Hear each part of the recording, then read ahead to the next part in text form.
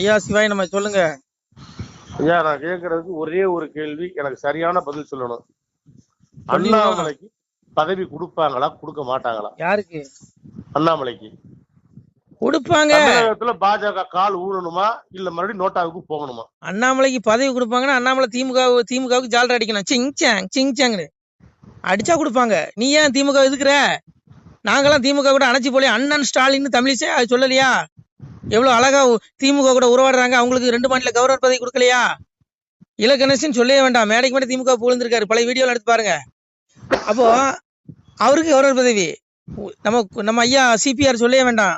CPR துணை குடியரசு நேத்தைய மேடையில் சொல்லிட்டாரு, நான் எனக்கு ஆளுநர் பதவி வந்ததா முத சண்டிவிகாரங்க தான் போன் பண்ணாங்க, அது வாயிலா தான் தெரிந்து கொண்டேன்னாரு. புரிஞ்சுக்கோங்க. நீ எதுக்கு ஏன் திமுக எதுக்குற? நீ ஏன் ஜாலரா அடி சிங் அடி, உனக்கும் கிடைக்கும். தன்மான சிங்கையா, இது ஒரு பதவிக்காக வரல. அண்ணாமலை நினைச்சிருந்தா எல்முருகன் பதவிய மந்திரி பதவியை அப்பதே காலி பண்ணிருக்கலாம். அது தெரியுமா உங்களுக்கு? மந்திரி பதவி வேண்டான்னு தூக்கி எரிஞ்சவரு. இந்த காலத்துல இப்படி ஒரு தலைவனாயா, இப்படி ஒரு மனுஷனாயா? இது மனுஷனாவே இருக்க முடியாது. இது அவதாரம் தான் சொல்லணும். ஏன்னா மனுஷ பயிலுக்கு விருப்பு காட்டு உட்பட்டவன் தான். ஆனா இந்த மனுஷன் பாருங்க, இந்த சின்ன வயசு, என்னை விட சின்ன வயசு தான். எனக்கு இன்னைக்கு எத்தனை, எனக்கு 39 வயசு ஆகுது. என் வயசு தான் நினைக்கிறேன் அவருக்கு. சின்ன சரி பாத்துக்கோங்க. அப்ப அவருக்கே இவ்வளவு ஞானம். இந்த வயசுல எவனாவது மந்திரி பதவி வேண்டாம்னு சொல்லுவானா ஐயா? அன்னைக்கு கேட்டது என்ன? மந்திரி பதவியை தொடர்றீங்களா? வேண்டாம். அவர் தோத்தமே கூப்பிட்டாங்களா டெல்லிக்கு? எல்முருகனுக்கு விட்டு கொடுத்தாரு. இன்னைக்கு அண்ணாமலை விட்டு கொடுக்கலாம், எல்முருகன் மந்திரியா இருக்க முடியாது. ஆனா இந்த மனுஷனை தோக்கடிக்கிறானுங்க. இந்த மனுஷனை கட்சி விட்டு ஒதுக்குறானுங்க. இந்த கட்சி உருப்படாதியா, வயிறுன்னு சொல்றேன். நீ அண்ணாமலை மீண்டும் தலைவராக்கனா இந்த கட்சி மீண்டும் தமிழ்நாட்டில் காலை ஊணும். இல்ல நீ வருகிற தேர்தலில் மண்ணை கவுவ. நீ ஏற்கனவே யாருக்கெல்லாம் எம்எல்ஏ சீட்டு கொடுத்து அவனுக்கு தான் நீ மீண்டும் கொடுக்க போற. அவன் எல்லாம் மண்ணை கவுவான். எவனும் ஜெயிக்க மாட்டான். எழுதி வச்சுக்கோ. இங்க பாரு, பிஜேபியில் எவனும் தியாகி கிடையாது. உண்மையான தியாகி யாரு தெரியுமா? பிஜேபி இருக்க தொண்டர்கள் மட்டும்தான். அண்ணாமலையும் சேர்த்துதான். அண்ணாமலையும் தன்னை தொண்டன்னு தான் சொல்றாரு. இவங்க தான் இந்த கட்சி வளரணும், தன்மானத்தோட சொந்த காலில் நிக்கணும்னு நினைக்கிறானே ஒழிய, ஹெச் ராஜா விட்டுருங்க, எல்முருகன் விட்டுருங்க, அவங்களும் களப்போராளிகள். நம்ம அவங்களெல்லாம் ஏத்துதான் ஆகணும். அதனால அவங்களெல்லாம் நான் ஏத்துக்கிறேன். மீதி எல்லாத்தையும் எடுத்துக்கிடுங்க. எல்லாம் பதவி ஏறி பிடிச்சவனுங்க. நீ திமுக கூட வேணாலும் கூட்டணி வை, எனக்கு எம்எல்ஏ சீட்டை கொடுத்துரு, நான் ஜெயிக்கணும். இதுதான் இவனுடைய கொள்கை. எவன் கூட கூட்டணி மானங்கட்டு தான் இருக்கும். ஐயா இது என்னய்யா? மனுஷனுக்கு வேணா தன்மானம், பதவி கிடையாது. அதனாலதான் மனுஷன் பதவி. நீ ஏடிஎம்கே கூட கூட்டணி வச்சா நான் தலைவர் பதவி ராஜினாமா பண்ணுவேன்னு சொன்னாரு. சொன்னதை செஞ்சாரா? எவனாவது செய்வானாயா? பதவி வெறி பிடிச்சவன் எவனாவது செய்வானா? செய்ய மாட்டான். ஆனா இவருக்கு பதவிங்கிற ஆசையே கிடையாது. ஒண்ணு எழுதி வச்சுக்கோங்க. எல்முருகன் என்னத்தையா சாதிச்சிட்டாரு? எல்முருகன் அப்படியே அந்த மந்திரியானவனே அப்படியே தூக்கி நட்டிடுவாரு, கீழே அப்படியே திமுக பந்தாடிடுவாரு. நாங்க ஒண்ணுங்க எங்க இருக்காருன்னே தெரியல. நீ ஹெச்ராஜாவை கொடுத்துருக்கலாம் அந்த பதவியை, பேராசிரியர் சீனிவாசன் கொடுத்துருக்கலாம். அதனால புரிஞ்சுக்கோங்க. இங்க வந்து உண்மையா உழைக்கிறவங்களுக்கு பதவி கொடுக்க மாட்டானுங்க. நீ கத்திட்டே சாகு கடைசி வரைக்கும். தொண்டர்கள் பாருங்க, இவனுங்க எப்படி தெரியுமா? இங்க இருங்க, மேடைக்கு மேடை எலியும் பூனை மாதிரி சண்டை போடுவானுங்க, கீரியும் பாம்பு மாதிரி கொத்திக்கானுங்க மேடையில பேசும்போது. ஆனா மேடை விட்டு கீழே இறங்கினதுமே அண்ணன் ஸ்டாலின் அம்மா சொல்லும். அப்புறம் இவங்கள சொல்லவே வேண்டாம். அப்புறம் இவங்க ஒண்ணு புரிஞ்சுக்கிடுங்க. எந்த கட்சி ஆகட்டுமே, தலைவர்கள் எல்லாமே மேல்மட்டத்தில் இருக்கவன் எல்லாமே பதவி ஆசைப்படிச்சான் திரிவான். இவனுக்கு எந்த கட்சியும் பகைக்க மாட்டான். மேலோட்டமா பேசுவான், ஒட்டிக்குவான். ஆனா தொண்டர்கள் மட்டும் கொம்பு சீவி விடுவான். பிஜேபி தொண்டர்களும் திமுக தொண்டர்களும் அடிச்சுட்டு சாகணும். எப்படி? இவனுடைய திட்டம் தானே. நான் அதை தான் சொல்றேன். நீ சிவனுக்கு தொண்டனாரியா? இந்த பயிலுக்கு மலஞ்சலம் கழிக்கிற மனுஷ பயிலுக்கு பின்னாடி போவாதங்கிறேன். உலகத்துக்கே அப்ப சிவபெருமானி அவனுக்கு தொண்டனாரு. தொண்டர்தம் பெருமையே என்னவும் பெரிதாகுமேனா. சிவனுக்குள்ள நீ தொண்டரானா, நீ அடியாரானா, நீ மோட்ச வீடு அடையலாம். இந்த விடுதலை, இந்த பிறப்புங்கிற துன்பத்திலிருந்து விடுபட்டு மோட்சம் கிடைக்கும். அதை விட்டுட்டு இங்க பாருங்க, இங்க எவனுமே பரமாத்மா கிடையாது, எவனும் தியாகி கிடையாது. நீங்க சொல்ற மாதிரி இவங்க மத்தியில வாழ்றதுக்கு போய் சேர்றதே மேல். அதனால ஒண்ணு புரிஞ்சுக்கிடுங்கய்யா, இந்த காலம் மோசமான காலம். இது இப்படிதான் இருக்கும். எவனையும் தண்டிக்க முடியாது. நீ பாருங்க, 15 ஆண்டுகள் ஆச்சு மோடி ஆட்சிக்கு வந்து என்னத்தை பண்ணிட்டாரு? எல்லா தொண்டர்களும் என்ன நினைச்சான்? ஐயோ இவர் வந்த உடனே அப்படியே திமுக பந்தாடிடுவாரு, அப்படியே தாண்டம் ஆடிடுவாருன்னா என்னாச்சு? ஆராசா பேசாத பேச்சா மோடிய, கனிமொழி பேசாத பேச்சா? அப்படி அவங்க பேசும்பொழுது பாஜக தொண்டர்களின் ரத்தம் கொதிக்குது. ஆனா பெரிய பெரிய தலைவர் பதவி வாங்கி வச்சிருக்கான் பாருங்க, இவன் எவனாவது திருப்பி பேசவானா? பேச மாட்டான். அதனால ஐயா ஒண்ணு புரிஞ்சுக்கோங்க ஐயா, இங்க பாருங்க, இங்க எல்லாம் பதவிக்காக தான் இருக்கான். கமலாலயத்துல குரூப் பாருங்க, அவன் எந்திரிச்சு போகும்போது சேர் உட்காந்துக்கு நாற்காலியும் பின்னாடி ஒட்டிட்டு போவோம். எல்லாம் பவிக்கால் போட்டு ஒட்டி வச்சிருக்கான். அவன் பதவி காப்பாத்திக்கணும், நல்லா இருக்கணும், அவ்வளவுதான். எவனுக்குமே இந்த கட்சி வழக்குன்னு என்ன இல்லை. அண்ணாமலையோ அண்ணாமலை பாஜக தொண்டர்கள் 1-2 பேர் இருக்காங்க. இவங்களை தவிர எவனுக்குமே அந்த எண்ணம் இல்லைங்க. அதனால இங்க பாருங்க, சாமி வர வேண்டிய காலம் நெருங்கிருச்சு. அண்ணாமலை வந்து நான் சொல்ற மாதிரி அண்ணாமலை ஒருவேளை பரமாத்மாவுடைய அவதாரமா இருக்கலாம். எங்க ஐயா யோகி அவதாரம். ஒருவேளை ஒரு தூதனா கூட இருக்கலாம். ஏன்னா அந்த கலியுகம் அழிஞ்சு தர்மயுகம் வரக்கூடிய நாள் நெருங்கிட்டு. ஏன்னா கலியுகம் அழியும் போது இது போல சம்பவம் சம்பவிக்கிறாரு.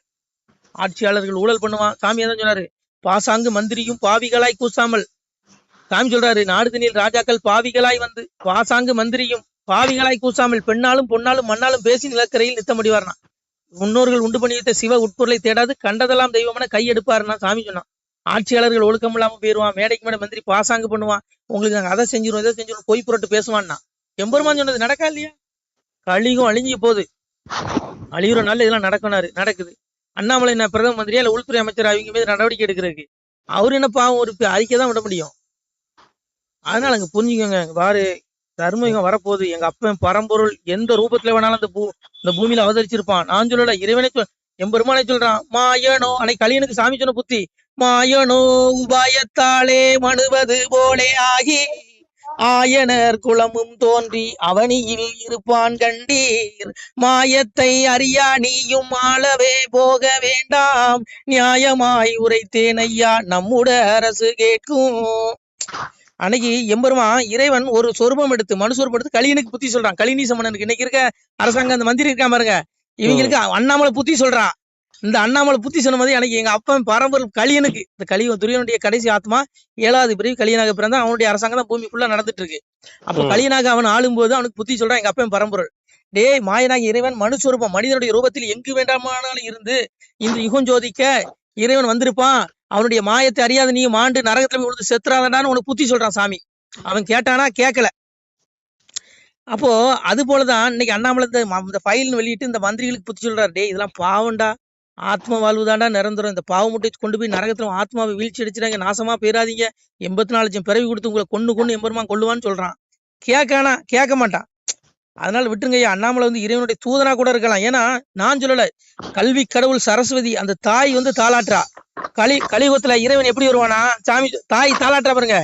தார தர தர தாராரு தார தர தர தாராரு உலகம் 14 ஒரு கூடைக்குள் ஒரு சொல் மொழிக்கால வந்தவரு இலகு பிரகாச சுவடு கொண்டு இளங்கும் பதியாள பிறந்தவரு வம்பு கலியுக குளமறுக்க வைந்தர் பதியாள வந்தவரு அம்புக்கணை ஒன்றும் இல்லாமலே அறுக்க வந்தாரோ கலிதனையும் கூட படைகள் துணை இல்லாமலே குறும்பை அடக்க வந்தவரோ சாடத்தலையாரி ஒன்றில்லாமல் சதைக்க வந்தாரோ கலியுகத்தை வாழும் ஆயுதம் எடுக்காமலே வதைக்க வந்தாரோ கலியுகத்தை கோளு பேய்களை கிரகங்களை கொல்ல வரம்பற்ற நாரணனோ காணா கருவான குருமூலமோ கர்த்தன் கர்த்தாதி கடவுள்தானோ தார தர தர தாராரோ தார தர தர தாராரோ. அன்னை கலைவாணி பாடுறா. தாய் கல்வி கடவுள் தாய் சொல்ற இறைவன் எப்படி வருவானா கலியுகத்துல? ஒரு 14 உலகத்தையும் ஒரு குடைக்கு கீழால எம்பெருமான் வருவான். ஒரு சொல் மொழிக்கால இலகு பிரகாச சுவடு கொண்டு, அதாவது எதா தித்ய கதம் தேஜோ ஜகத் பாசி தேசிகளும் சந்திரமசி எச்சாக்கனோ தத் தேஜோதி மாமாங்கிற, அதாவது இறைவன் எப்ப எத்தன்மையானவனா ஒரே நேரத்தில் 1000 சூரியன் உதித்தால் எவ்வளவு வெளிச்சம் கிடைக்குமோ அவ்வளவு அதையும் விட அதிகமான ஒளி பொருந்தியவனா. ஒரு சூரியனுக்கு எவ்வளவு வெளிச்சம்னா இந்த ஒரு சூரியன் நம்ம கண்ணில் பார்க்க முடியாதா? முடியாது. அப்ப 1000 சூரியனை விட அதிகமான ஒளி உடையவனா. அப்பேற்பட்ட இறைவன் எங்க அப்பன் பரம்பொருள் எங்க அப்பா இந்த உலகத்துல எப்படி வருவானா? இலகு பிரகாச சுவடு கொண்டு வருவானா. இந்த கலியுகத்தை இருக்க வம்பு கலிக குளம் இருக்க வருவானா. அம்புக்கணை ஒன்னும் எடுத்துட்டு வர மாட்டான். ஏன்னா இவனு புழுப்பூச்சி, இவனுல கொள்றதுக்கு இந்த நீச குளம், இந்த படுபாவிகள், இந்த மாதிரி ஊழல் பண்ற பாருங்க, இந்த பெருச்சாளிகள், இந்த ரவுடிப்பைய, இந்த காட்டு மிராண்டிகள், இவனுகள் எல்லாம் அழிக்கிறதுக்கு எங்க அப்பன் சொல்ற பாருங்க அம்புக்கணை. எங்க அம்மா சொல்ற அம்புக்கணை ஒன்னையும் கொண்டு வர மாட்டான். ஏன்னா இவன் புழுப்பூச்சி, இவனை நசுக்கிறதுக்கு எதுக்கடா அம்புக்கணைங்கிறா. அப்புறம் கூட படைகளை கூட்டிட்டு வர மாட்டானா. ஏன்னா இறைவன் ஒவ்வொரு யுகத்திலையும் பாத்தீங்கன்னா கூட படைகளோட வந்தான். சங்கு சக்கரத்தோட வந்தான், பெரிய அந்த சொரூபத்துல வந்தான். அன்னைக்கு சூரனை அழிக்கிறதுக்கு எங்க அப்பன் வேலாயுதத்தை எடுத்துட்டு வந்தான். இப்படி ஒவ்வொரு யுகங்களும் பாத்தீங்கன்னா ராவணனை அழிக்கிறதுக்கு ராமபாணத்தை கொண்டு வந்தான். இப்படி ஒவ்வொரு யுகங்களிலையும் அசுரர்களையும் இந்த இந்த அசுர கூட்டங்களை அழிக்கிறதுக்கு ஆயுதத்தை கொண்டு வந்தான். ஆனா இந்த கலியுகத்துல அப்பா என்ன பண்ணுவானா, ஆயுதமே கொண்டு வர மாட்டானா. அதான் சொல்றாம இருக்க, வாழும் ஆயுதம் எடுக்காமலே வதைக்க வந்தாரு கலியுகத்தை. அப்போ எந்த இதுவே கொண்டு வர தனி மரமா சிங்கிளா ஒரு சாதாரண மனுஷனை போல வருவானா. அப்பா கலைவாணி சொல்றா தாய் சரஸ்வதி. அப்போ அண்ணாமலை பாருங்க, ஒரு மனுஷன் ஒத்த மனுஷன், அவர் பின்னாடி பிஜேபி கட்சி கூட இப்ப எல்லாம் ஓர கட்டிட்டானுங்க. ஆனா அத்தனை ஊழல்வாதி மந்திரிகள் கண்ணுல விரல விட்டு ஆட்டுறான் பாருங்க. சாதாரண மனுஷனால இந்த வேலை செய்ய முடியாதுயா. ஒரு பரபிரம்மம் அண்ணாமலை சாதாரண மனுஷனா இருந்தாலும் கூட எங்க அப்பன் பரமாத்மா, எங்க அப்பன் அவனுக்குள்ள இருந்து வேலை செய்யறான், அண்ணாமலைக்குள்ள இருந்து இந்த வேலை செய்யறான். இல்ல நம்ம எதுக்க முடியாதுயா, புரிஞ்சுக்கோங்க. சாதாரண ஆளு எதுனா எவன் காணாம போயிட்டான் திமுக எதிர்த்து. இன்னைக்கு இந்த மனுஷன் ஒரு ஆளு நின்று கூட படைகள் இல்ல, அம்பு ஆயுதங்கள் இல்ல, ஒரு அப்படி தண்ணி வர ஒரு மைக்க பிடிச்சிட்டு கதற விடுறான். அப்போ அன்னைக்கு எங்க தாய் அன்னைக்கு கலியுகம் அழிகிற நாள்ல இந்த பாவிகளுடைய கொட்டத்தை ஆட்டத்தை அடக்கிறதுக்கு இறைவன் மனுச்சுரூபத்துல வருவான் அப்படின்னு கலைவாணி பாடுறா. ஆனா வரும்போது ஆயுதங்களை எடுத்துட்டு வர மாட்டான், கூட படைகளை கூட்டிட்டு வர மாட்டான். ஆனா இவனுங்களை அழிச்சிருவான்னு சொன்னான். நடக்கா இல்லையா? சாமி வந்துட்டாரா இல்லையா? அத்தனை பயில்கள் மட்டும் எத்தனை கோடி ஒண்ணா இருக்கட்டுடா, உன் தூக்கத்தை கெடுத்துட்டானா? நீ தூங்குறியா நிம்மதியா? இல்ல உன்னை தூங்க விட மாட்டான். அதுதான்டா சாமி. அததான் எங்க அப்பன் பரம்பரை சொன்னான். இறப்ப வடிவாய் இருந்து கலிதனையும் பிரம்மமாய் நின்று பக்தி சோதித்தேனாம், எங்கும் இருந்து எரிப்போம் கலிதனையும் சங்கில் இறந்து தான் வளர்ப்பேன் அன்போரேங்க. என் பிள்ளைகள் சாதுக்களை நான் இறப்புக்கு அப்புறம் அவனுக்கு மோட்ச விடு, என்னுடைய நித்திய விடு வைகுண்டத்துக்கு அழைச்சிக்கிறேன். ஆனா இந்த கலிநீச படுவாவிகளை மறைபொருளாக, கண்ணுக்கு புலப்படாத மறைபொருளாக இருந்து இவனுடைய நாள் முடிஞ்சதும் எவனை அனுப்பி அவனை கூப்பிட்டு நடு கேட்கிறேன், நரகத்துல தள்ளி ஆக்கினை தண்டனை கொடுத்த பிறகு இறப்புக்குரிய மண்ணுலகளை 84 லட்சம் பிறவி கொடுத்து இவனை கொன்னு எடுக்கிறேங்க. இவனுங்களா இன்னும் 1000 கோடி 50,000 கோடி வச்சுட்டு போடா, எவ்வளவு நாள்டா உனக்கு? 100 வருஷம் வாழ்ந்துருவா, அவ்வளவுதான். அப்பா கூடுவான், அழைப்பு வரும் அங்க இருந்து. புரியுதா உங்களுக்கு? அதனால பாருங்க, அப்பா அப்படி இல்லது ஒரு பயிலும் தப்ப முடியாது. தேடிக்க அப்பாவ தேடுனா உனக்கு முக்தி. அதனால அங்க பாருங்க, அந்த கலியுகம் இப்படிதான் அழியும். நான் சொல்லல, அப்பா சொல்றான் பாருங்க, அண்ட பகீரண்டம் வெள்ள ஒரு ஆயுதம் வந்திருக்குதடா, அண்ட பகீரண்டம் வெள்ள ஆயுதம் வெடித்ததுண்டால் துண்டு துண்டாய் போய் விடுவீர், துணை உண்டோ உங்களுக்கு? குலத்தை கெடுக்கின்ற கோடாரி காம்பது போல் உங்களுடைய பாவம் உங்களுக்கு சத்துருவாய் இருக்குதடா. குளத்தை கெடுக்கின்ற கோடாரி காம்பது போல் உங்களுடைய பாவம் உங்களுக்கு சத்துருவாய். நான் செஞ்ச பாவம், நீங்க செஞ்ச பாவம். நம்ம இத்தனைக்கு 7 யுகம் 4 யுகம் தான் கணக்கு இருக்கு. கிரேதா திரேதா தோபர்களி 7 யுகம் கணக்குல அந்த யுகம் எத்தனை லட்சம் ஆண்டு இருந்ததுன்னு தெரியல. அத்தனை லட்சம் ஆண்டுகள் நம்ம பிறந்திருக்கோம், பிறந்து செத்துருக்கோம். அந்த யுகங்களில் நம்ம முக்தி அடையல. அதனால அந்த யுகங்களில் பிறந்த கர்மவினை அனுபவிப்பதற்காக இன்னைக்கு அணு ஆயுதம் கண்டுபிடிச்சு வச்சிருக்கான் பாருங்க. அண்டபகி 2 வெள்ள ஆயுதம் வெடித்ததுண்டால் துண்டு துண்டாய் போயிடுங்க. அன்னைக்கு அணு ஆயுதம் ரஷ்யா பண்றான், அமெரிக்கா பண்ண போறான். இது எல்லாம் யாரு? இந்த ஆயுதம் அப்பா நீ செஞ்ச பாவடா. இப்படி நீ மரணித்தால் நீ செய்த பாவங்கிறான். குளத்தை கெடுக்கின்ற கோடாரி காம்பது போல் உங்களுடைய பாவம் உங்களுக்கு சத்துருவா இருக்குதான். துண்டு துண்டா போவீங்க, நீ துண்டு துண்டா போயிருவீங்க. நடக்க இல்லையா? அதான் சொன்னான், கண்ணுக்குள் மணியையான காரண குருவேனியான விண்ணுக்குள் எவர்க்கும் யான வெளிச்சுடர் ஆனமூர்த்தி ஒண்ணுக்குள் ஒன்றாகி உலகம் ஈரல் அனைத்தும் காக்கும் அணுவுக்கும் கடந்த ஜோதி அறிவுளும் அறியாதேங்கிறான். இந்த உலகத்தை அளிக்கிற அணு ஆயுதமும் அவன் தான், சிவபெருமான் தான், எங்க அப்பன் தான். அதனால அங்க பாருங்க, உடல் அழிஞ்சிரும், எவனாலையும் காப்பாற்ற முடியாது இந்த உடலை. ஆனா ஆத்மா உலகமே அழிஞ்சாலும் அழியாது. எந்த அணு ஆயுதத்தாலும் ஆத்மா அழிக்க முடியாது. அந்த ஆத்மா அப்பாவுடைய வீட்டுக்கு போகணும், மோட்சத்தை தேடிக்கிங்க. இல்லைன்னா 84 லட்சம் பிறவி பூடு விலங்கு பறன்னு எடுத்து சாவுவீங்க. நான் சொல்ல, அப்பா சொல்றான். நமசிவாய. திருச்சிட்டம்பலம். சிவாய நம. திருச்சிட்டம்பலம், தில்லையம்பலம், பொன்னம்பலம். சிவாய நம. உறவுகளே, சிவ அன்பர்களே, தற்போது தாங்கள் இந்த வீடியோவில் பார்க்கக்கூடிய இடத்துல ஒரு சிவாலய திருப்பணி ஒன்று நடந்து கொண்டிருக்கிறது. இந்த இடத்துல பார்த்தீங்கன்னா, முன்பு ஒரு காலத்தில் ஒரு சிவாலயம் இருந்திருக்குது. அதாவது இந்த ஏரியா இப்போ ஒரு தென்னை மரங்கள் பனை மரங்கள் சூழ்ந்த காடாக இருக்கிறது. முன்பொரு காலத்தில் இங்கே ஒரு ஊர் இருந்ததாக சொல்கிறாங்க. ஆனால் இப்போது சுற்று வட்டாரத்தில் 5 கிலோமீட்டர் சுற்றுலாவில் ஊரே கிடையாது, காடு. இப்போ இந்த இடத்துல ஒரு சிவாலயம் அமையிருக்கிறது. இந்த சிவாலயத்தில் இருந்த அந்த சாமியுடைய திருமணியை எடுத்து வச்சிட்டோம். திருப்பணி முடிஞ்சதுக்கப்புறம் பிரதிஷ்டை பண்ண இருக்கிற உறவுகளே, தற்போது இந்த வீடியோ பார்க்கக்கூடிய உறவுகள் தங்களால் முடிந்தால் ஒரு சின்ன உதவி செஞ்சு கொடுங்க. எங்கள் இடத்துல பொருளாதாரம் இல்லை. அதனால் பார்த்திங்கன்னா அந்த வேலையெல்லாம் அப்படியே நின்று போச்சு. பாருங்கள், இந்த அப்படியே பாதியிலே நிற்கிது இந்த சிவாலய திருப்பணி. பக்த கோடிகள், அன்பு உள்ளங்கள், தயவுசெய்து நீங்கள் உதவி செய்ய விருப்பமுள்ள உறவுகள் உதவுங்க. உங்களுக்கு கோடி புண்ணியம் கிடைக்கும். இந்த சாமியோடைய அருள் அனுகிரகம் உங்களுக்கு கண்டிப்பாக கிடைக்கும். இது ஒரு புகழ்பெற்ற சிவாலயம்னு கூட சொல்லலாம். சாமியோட திருமணியை எடுத்து வச்சிட்டோம். இந்த இடத்துல பார்த்தீங்கன்னா ஒரு வாசி தண்டம் இருக்குது. அந்த காலத்தில் ஒரு முனிவர் யாரோ தவம் செஞ்சுருக்காங்க. அவங்களுடைய வாசி தண்டம் அவர் திருக்கரங்களால் எழுதின ஓலைச்சுவடி கூட இன்றும் இருக்குது, இன்னும் பாதுகாக்கப்பட்டு வருது. அது கோயில் திருப்பணி முடிஞ்சதுமே அதையும் நாங்கள் அந்த வழிபாட்டுக்கு வச்சுடுவோம். இந்த சிவாலய திருப்பணி வந்து சாமி திருநாமம் வந்து முக்தீஸ்வரர் அப்படிங்கிற திருநாமத்தில் வழங்குறாரு. நெல்லை மாவட்டம் நாங்குநேரி தாலுகாவில் இந்த சிவாலயம் அமைய இருக்கிறது. உறவுகளே, இந்த வீடியோ பார்க்கக்கூடியவங்க ஒரு 2 பேருக்காவது கொஞ்சம் ஷேர் பண்ணுங்கள். இந்த வீடியோ பார்க்கக்கூடிய யாராவது ஒரு சின்ன உதவி செஞ்சால் இந்த ஆலய திருப்பணி வந்து கண்டிப்பாக நாங்கள் வெற்றிகரமாக முடிச்சுடுவோம். பாருங்கள், அந்த வேலை எல்லாமே அப்படியே நிற்கிது. கல்லெல்லாம் இறக்கி போட்டிருக்கோம். இன்னும் நிறைய கற்கள் தேவைப்படுது. சுவாமியோடைய அந்த திருக்கோபுரம் பார்த்திங்கன்னா லிங்க வடிவிலே அமைக்க இருக்கிறோம். உதவுங்கள் உறவுகளே. உங்களுக்கு அப்பா சிவபெருமானுடைய அருள் நிச்சயம் கிடைக்கும்.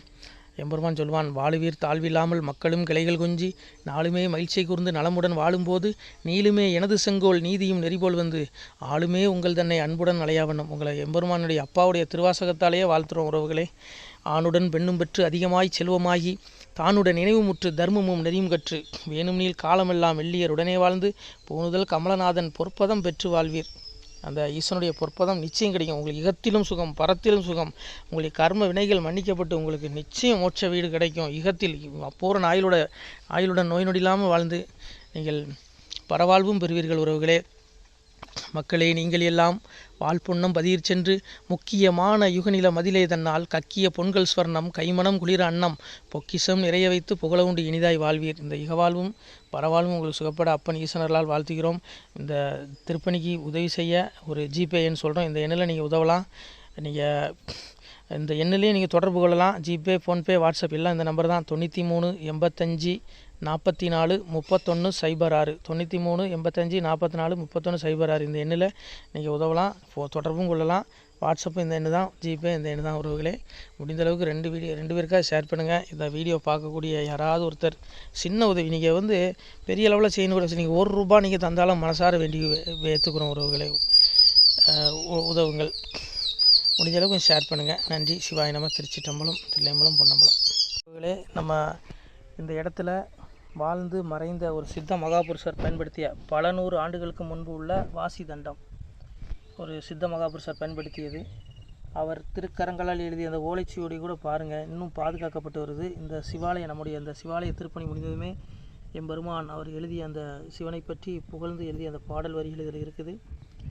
இந்த வாசி தண்டம் அவர் பிரதிஷ்டை செய்த அந்த லிங்க திருமேனியையும் இந்த இடத்துல நாம் இந்த ஆலயம் கட்டி நாம் பிரதிஷ்டை செய்திருக்கிறோம். அனைவரும் இந்த ஆலய பிரதிஷ்டைக்கு கண்டிப்பாக வரணும். முடிஞ்ச அளவுக்கு இந்த வீடியோ பார்க்குறவங்க உதவி பண்ணுங்கள் உறவுகளை. பொருளாதாரம் இல்லாமல் திருப்பணி நின்று போச்சு. முடிஞ்ச அளவுக்கு ஷேர் பண்ணுங்கள், உதவுங்க. நன்றி. நம சிவாய. திருச்சிட்டம்பலம், தில்லையம்பலம், பொன்னம்பலம். இந்த புண்ணியபலம் தங்களுக்கு கோடான கோடியாக வரும் உறவுகளை. நம சிவாய்.